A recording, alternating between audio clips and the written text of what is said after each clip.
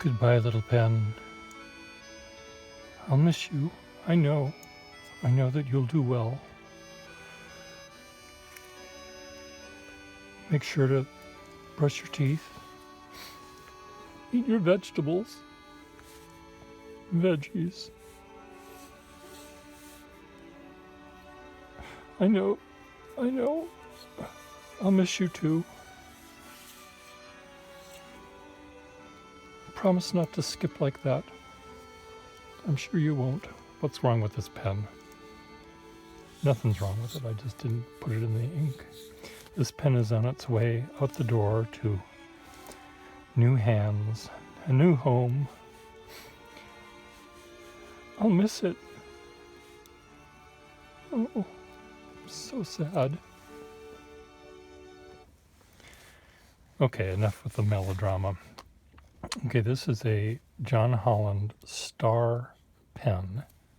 It was a pen that they made that they could sell inexpensively to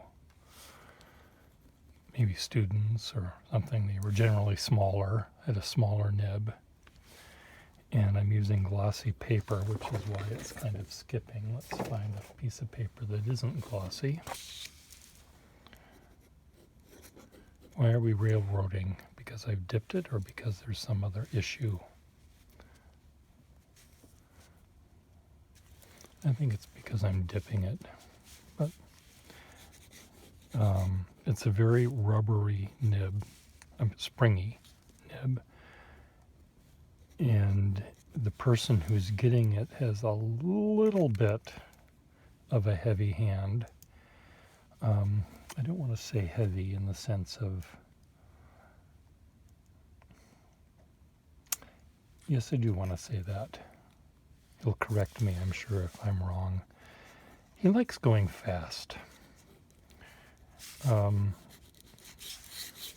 His delivery is fast and determined.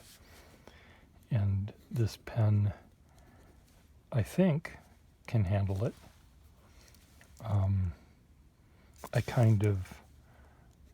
I will make sure that he knows, and he knows this already, I think, that it's a very fragile nib. And why are we skipping here? Let's just fill it up with ink.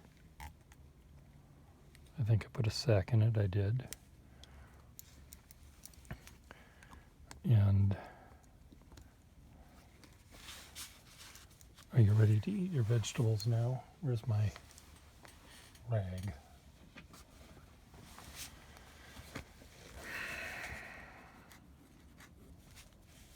It's a very wet nib, but that might be just because I filled it.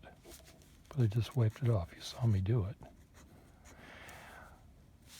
This is a pen that if it were to remain in my hands, I would use it for the following purpose really only. If I had to do little place cards that are about the size of a business card and I had to write the name of the person sitting there, let's say, who would you invite to a dinner party? Well, Noel Coward, Noel. Or on first name, I wouldn't say Mr. Coward, I'd say Noel. And who else would I? Cole. We have to have Cole there. Cole. Oh, and let's throw, in between those two, we have to put some songster who they both would absolutely despise. Who would that be? Berlin? Someone that they'd probably hate even more than that. Who would that be? Who do you think that should be in between? We have to do boy, girl, so we have to put a boy here. Boy, girl, boy, girl. That was very mean of me to say that. Top, bottom, top, bottom. Is that how you do it for gay men? That's even meaner to say, but you certainly know that I don't mean anything that I say. We seem to be railroading a bit, Mr. Starr. It's, well, this pen is bothering me at the moment. You have ink in you, don't you? Why should you be railroading? Why aren't you working even now? Anyway, I might have to keep this pen if I can't make it go. What I would use it for is writing with nice big shaded lettering on place cards, because when it is writing big, I think you'd end up using gallons of ink. The feed looks like it's bent down a little bit, which maybe is causing it not to make the full capillary connection. Let me try this, resetting it here.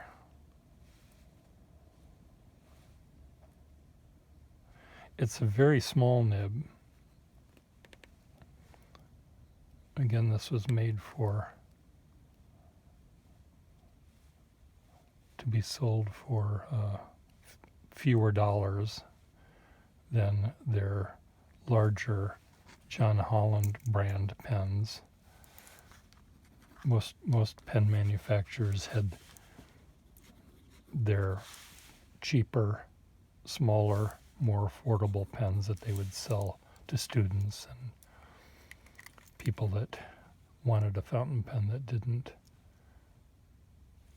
have the money to buy a $10 one, but they had the money to buy a $5 one.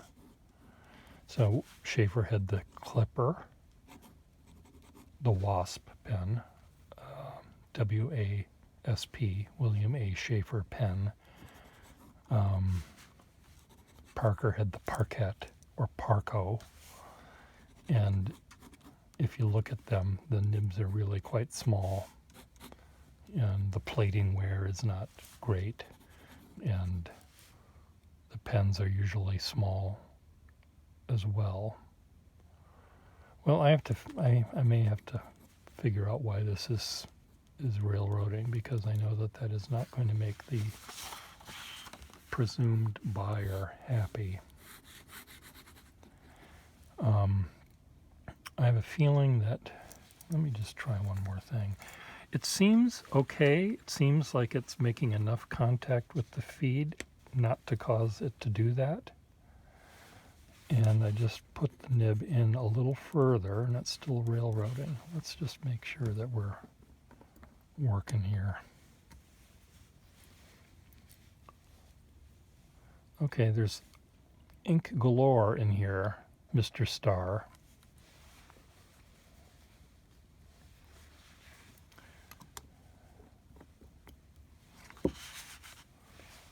Post the pen. The other, quote, flaw with this pen is the cap band comes off very easily, but a little tiny bit of shellac in there will be fine. I'm going to let the buyer do that, if in fact he buys it. This is an issue that I know he won't like, because he would apply this amount of ink to about this much room. He writes very, very fast. He is a swashbuckler. You can look at his writing on his channel,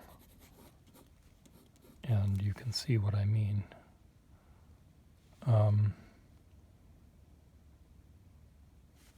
But I have to figure this out here. The feed might need to be just reheated a little bit and pushed up to make full contact. But again, I don't know if that's the problem. But what else would the problem be, Per Gustafson? Anyway, if I had this pen, if I kept this pen, which I might have to do, I would use it in writing this large on a card, on a place card. So Noel and Cole and Berlin. Who else would? Irving. Sorry, we're first. Maybe I'm not on first name basis with him. Mr. Berlin. Mr. Berlin to you. Who wrote really sappy lyrics and sappier music?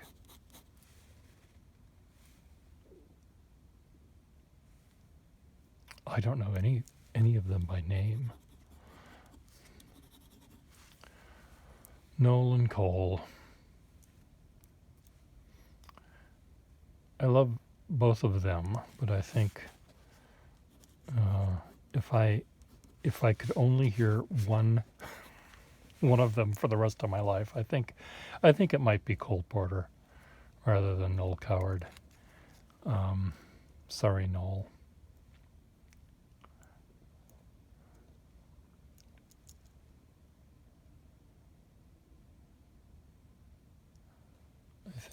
I think Noel's stuff is just a little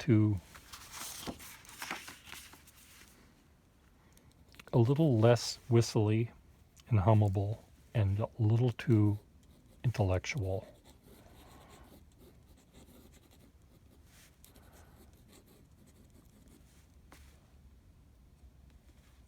For my tiny brain. But I do love them both. Maybe I'll have to sit in between them. That's what I want to do. I can whisper sweet nothings. Your sweet nothings are definitely sour.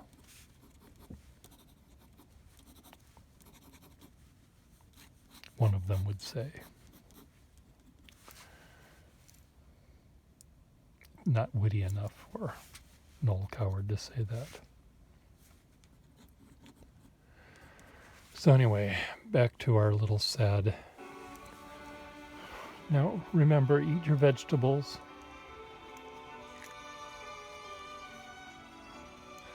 Clean up your room. Write only good words. Remember what Daddy taught you. I know, I'll miss you too. Try not to railroad. Stay away from cheap women, easy women. Stay away from any woman. That would be my advice. Goodbye. Goodbye.